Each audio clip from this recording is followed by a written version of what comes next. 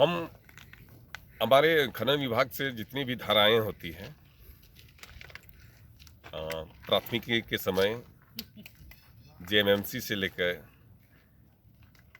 MMR और जितने भी हमारे क्रमवार कंडिका हैं उस पर हम लोग प्राथमिकी दर्ज करते हैं और आगे की कार्रवाई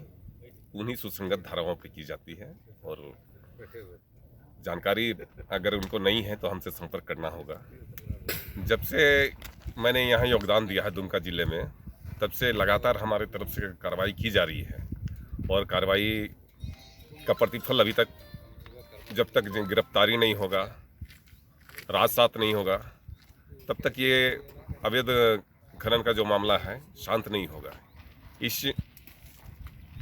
आगे जो हमारे द्वारा प्राथमिकी की जाती है उसके बाद पुलिस प्रशासन की जिम्मेदारी बनती है कि गिरफ्तारी करे और हम लोग साथ ही साथ राजसात करने की प्रक्रिया में हैं और जवाबदेही